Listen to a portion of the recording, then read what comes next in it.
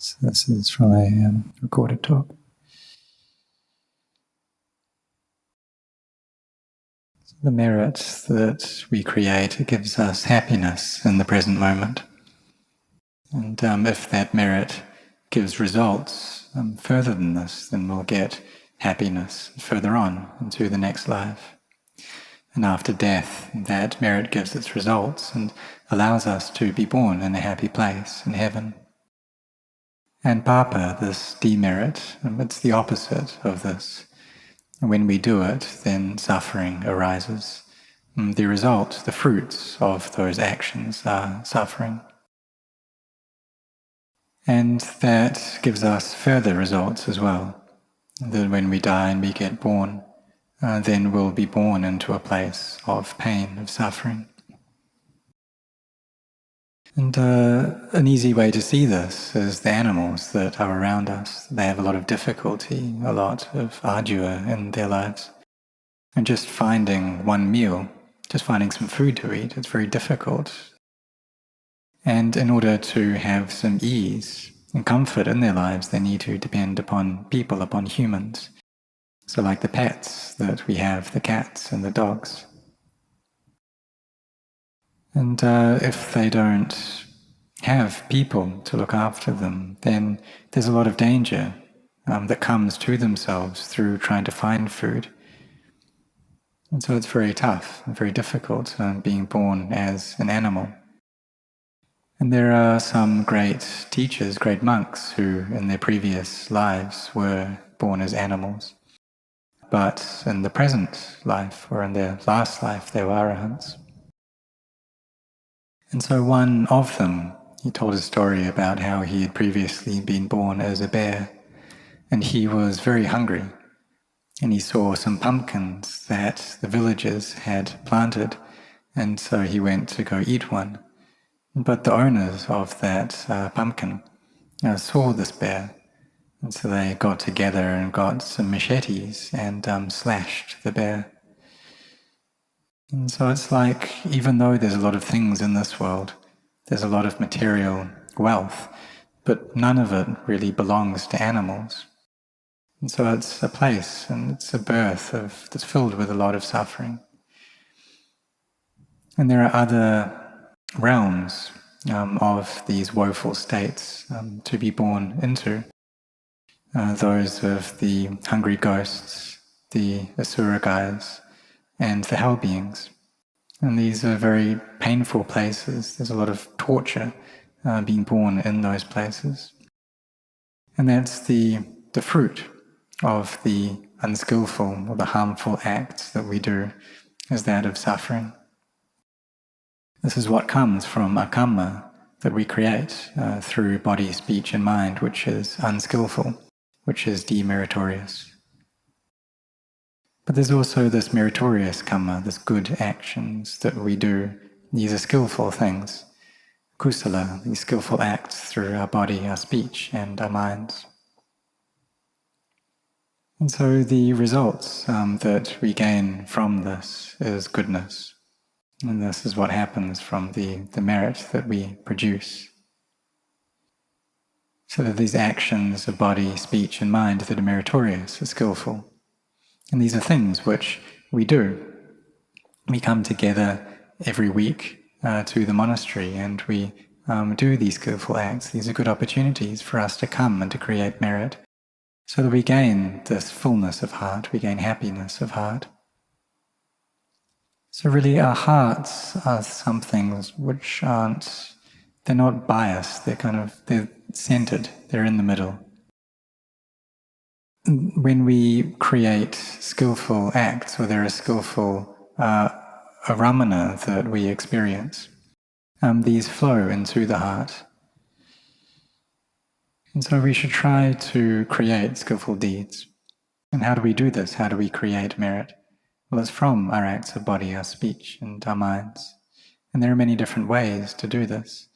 It's like the generosity that we do, the way that we make offerings to the monks, the virtue and the precepts that we keep, listening to the Dhamma, and then bringing our minds into samadhi, making them still, And these are all meritorious things. And the highest form of merit is that of abandoning the defilements, the kilesas. And because when the kilesas are in the mind, then it will constantly be experiencing suffering.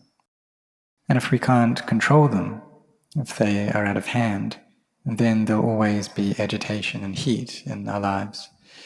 And so we can see within households, within villages and countries, that if those are very unsettled, disturbed, agitated places, that's because of the kilesas in the hearts of people. That's what produces that agitation. So our fully self-awakened Buddha, he emphasized inner things, inner wealth, inner qualities. And this is what we can call kind of spiritualism, or taking the mind to be the most important thing. So he didn't emphasize materialism, but rather these minds and the training of the mind, these are the most important things. So even if we have a lot of wealth, a lot of money, but if we're stingy, then that money can bring a lot of damage and harm to us. So there's one story during the time of the Buddha that there was a very wealthy man who had one son. And even though he had a great amount of money, he was very stingy. He didn't make any merit with it, he didn't donate it, he wasn't generous in any way. And when he passed away, then the fruits of that stinginess arose. The way that he wasn't generous in any way, that gave its results, which was that he was born into the womb of a beggar. When this lady became pregnant and she went out to beg, then no one gave her anything. And that's the results of this baby within her womb, previously not having given in any way. And this is quite a strong karma. Before she fell pregnant, she used to get enough, but when she became pregnant, then she got nothing. So the group of beggars of which she was a part, they were wondering why this was the case. Their leader was confused because before they used to get enough food, they used to get enough, but now they just got a tiny amount. And so there were problems that arose. So this leader, he separated the group of beggars out into two groups. And the group that this woman was in, they hardly got anything. So he separated that group out, and then that out, and separated it out further, until they found out that it was this woman who had fallen pregnant that was the cause of their not receiving anything. The child in her womb hadn't created any goodness. So they got her to just stay at home, and the other beggars, they brought her some food. When her child was born, then he went out to beg by himself, but he didn't get anything. And so in the end, this group of beggars, they just abandoned him. And so he wandered around until he came across the house that he used to own in his previous life, when he was this very wealthy man. And he could remember that this house used to belong to him. So he tried to enter into it. And his son, in his previous life, who now in the present life became the owner of that house, he couldn't remember. He had no perception that this used to be my father. And so he wouldn't let him into the house. The Buddha knew what was going on, and Venerable Ananda saw that something had happened, and so he asked the Buddha, well, what happened? And the Buddha pointed to that boy and said, do you see him? And that he used to be the owner of that house. He used to be very wealthy. He used to be the father of the current owner. But because of his stinginess, he got reborn as a beggar. So Venerable Ananda felt sorry for this young child, this young beggar, who used to be very wealthy. And so he told the owner of the house the story, so that he was aware of what the situation was. That this beggar used to be his father. And even though he believed what Venerable Ananda told him, he still had doubts as to whether that really was the case. He needed truth, he needed proof. So he asked this child to come into the house, and then asked him where certain things in the house were, even things which they had kept secret. This child was able to know where they were stored.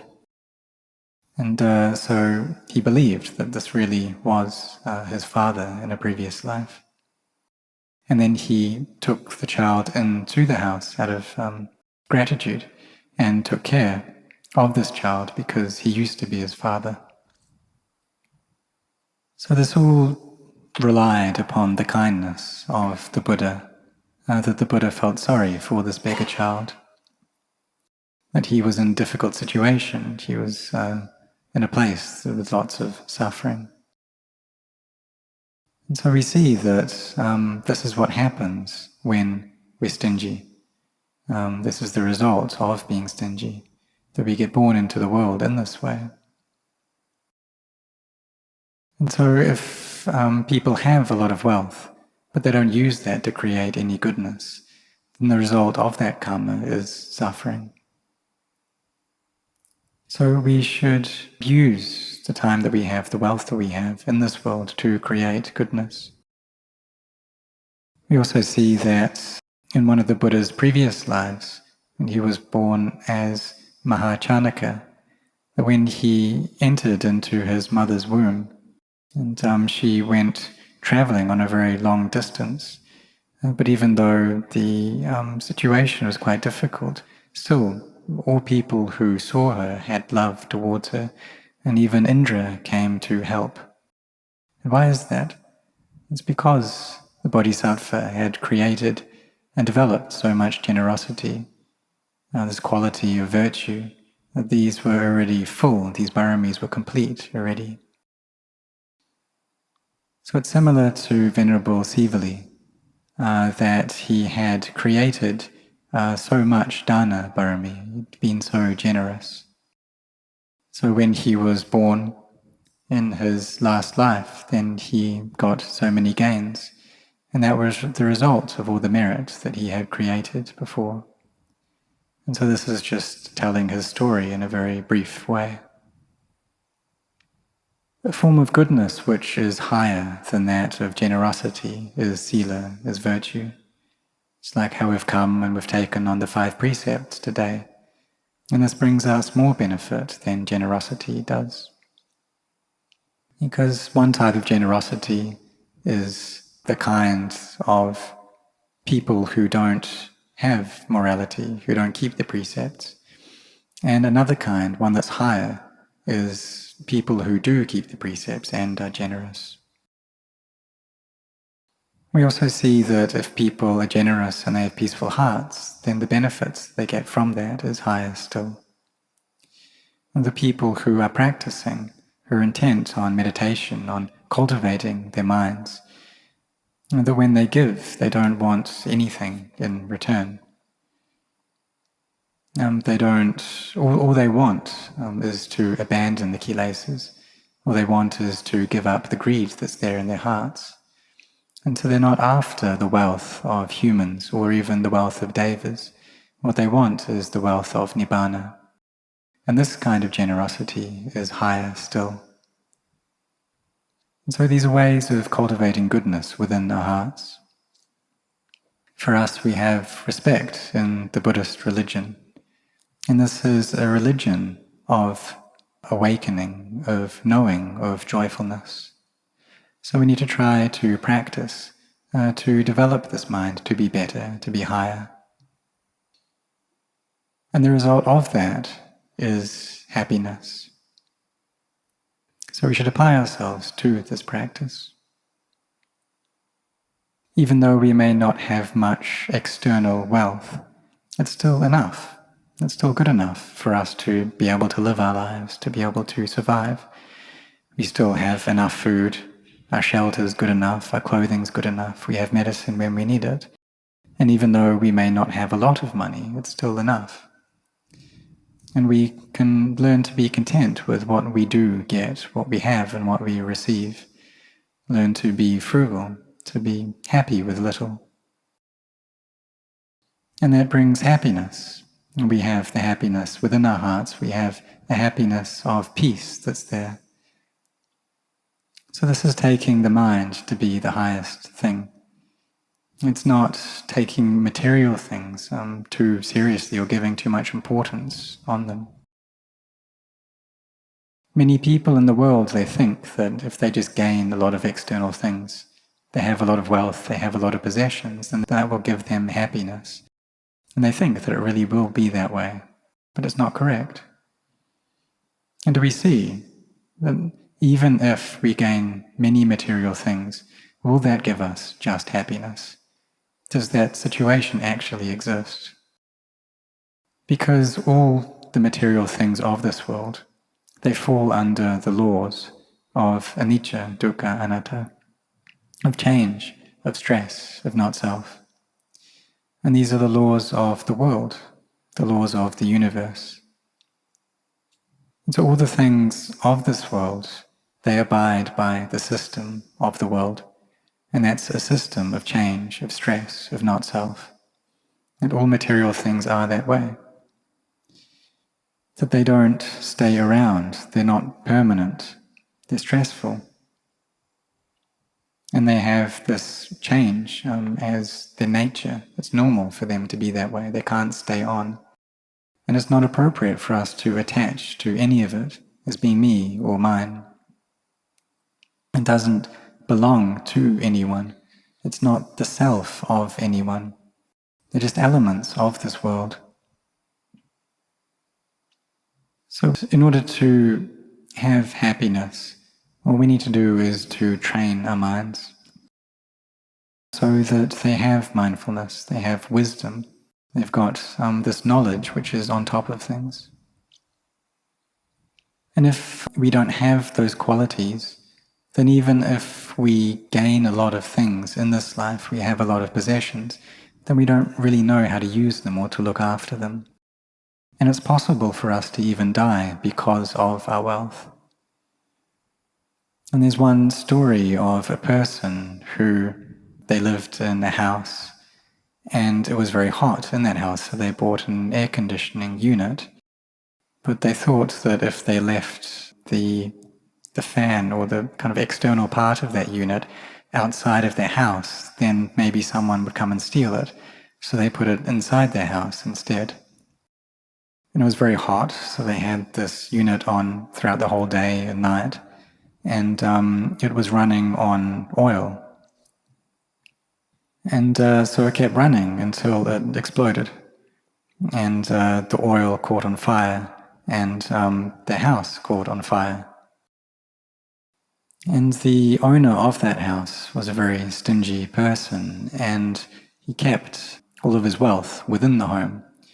So when the house caught on fire, he managed to escape, but then he was attached to his wealth and concerned about his wealth, so he went back in to get it, and he ended up by dying in the flames. And so why did he die? It's because of his attachment, because of that clinging, and that's what brought him this danger. So when people cling to their possessions, then this brings a lot of difficulty. And we also see that the money and the wealth that we gain, then that gives one kind of happiness, but it also brings us danger. Because all people, they want these same things. And so people come to fight over them, they struggle for them.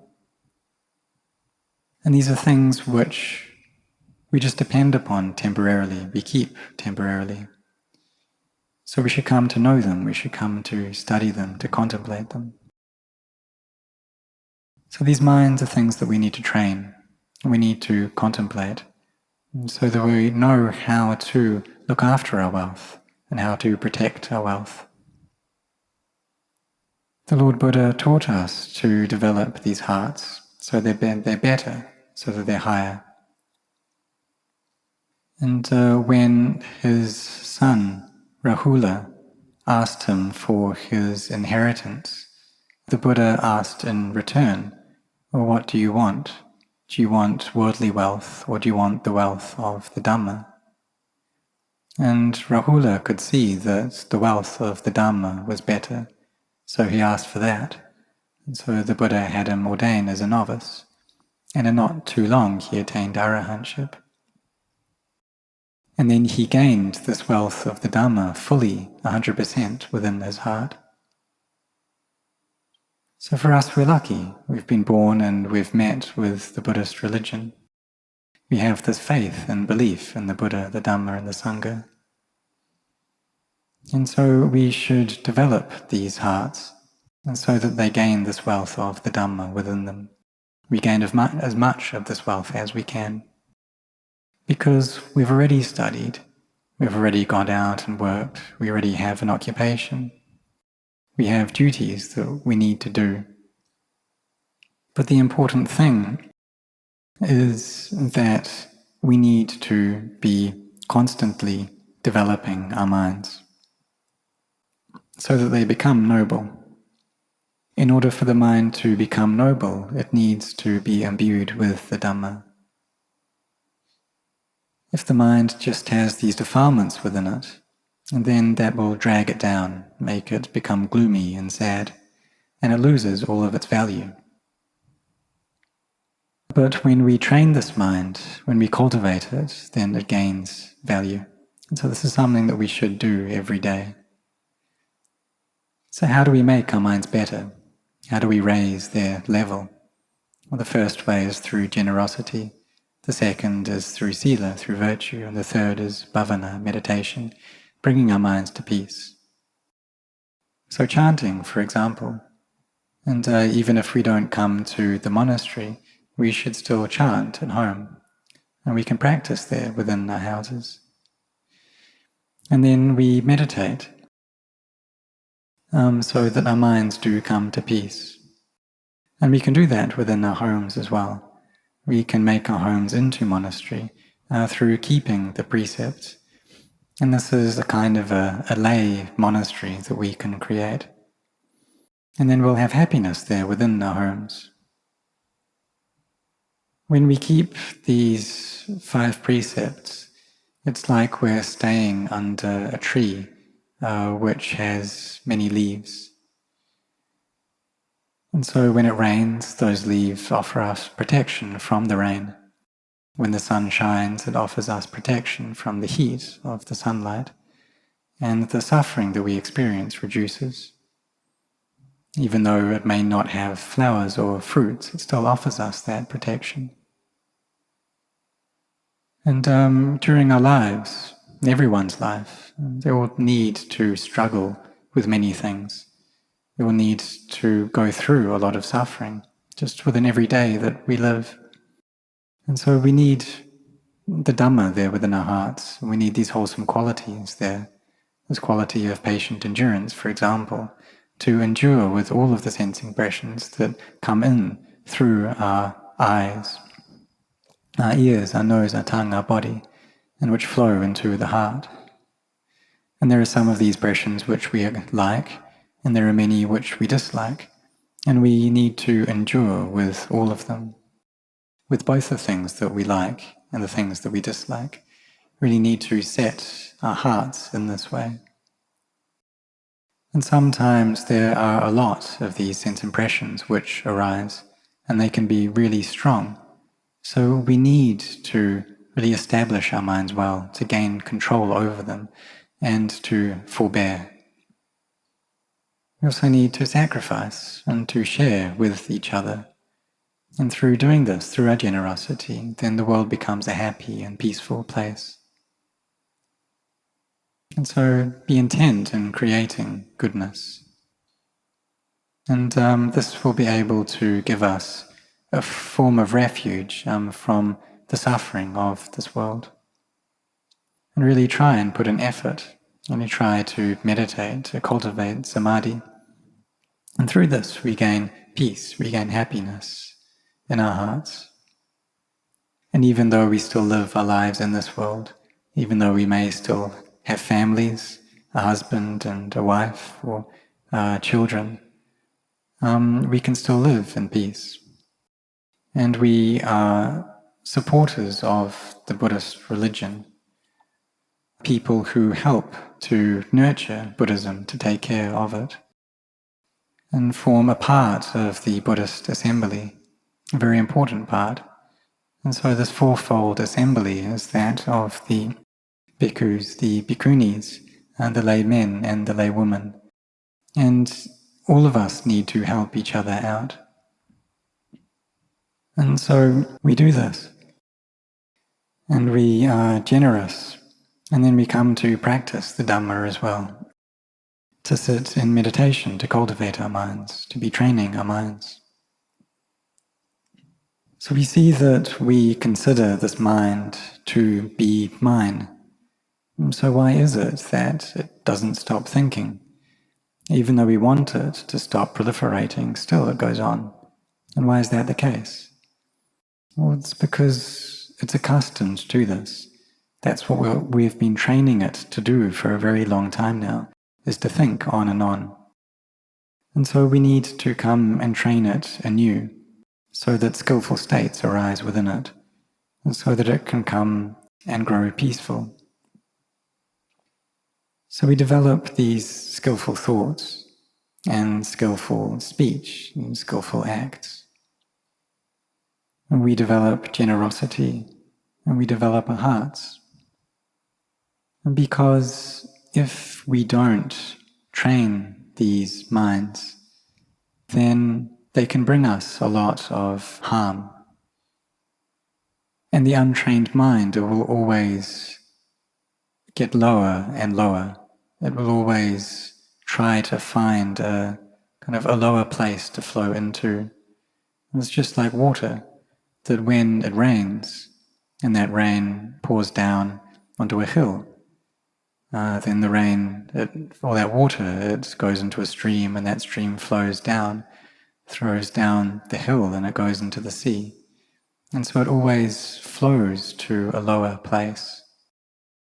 And so our hearts are like this as well, that if we don't train them, they'll always be flowing in line with the sense impressions that we experience. They'll always be following them without stop. And the thing which is able to stop the mind from chasing after these sense impressions is this quality of sati, of recollection. And then there's sampajanya, this all-round knowing. And these are two dhammas, two qualities which bring the most benefit to us. And so these are qualities which we need to come and train ourselves in to develop. And so even though there are many methods of practice, and there are many different places which teach us meditation, if we're going to collect all of these together, what it boils down to is having a lot of mindfulness. There are four bases of this mindfulness: the body, the feelings, the mind, and dhammas. And these are four ways which we can recollect, four ways which we can establish our mindfulness. So taking up this body, for example, and we recollect, what is this body like? This body which we attach to as being me and mine. And previously we never had any mindfulness over this body.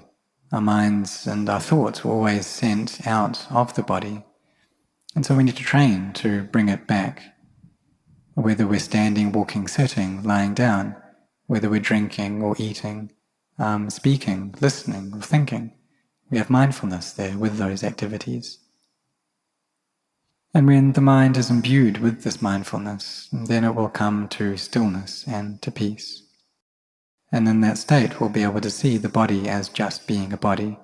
It's not a being, it's not a self, it's not other. And this knowledge will arise clearly, knowledge into the body. You see that sometimes there's feelings which creep up within this body. And we understand that if we don't have a body, then there won't be any feelings in the body either. These feelings of being tired, of pain, of aches, they just won't be there.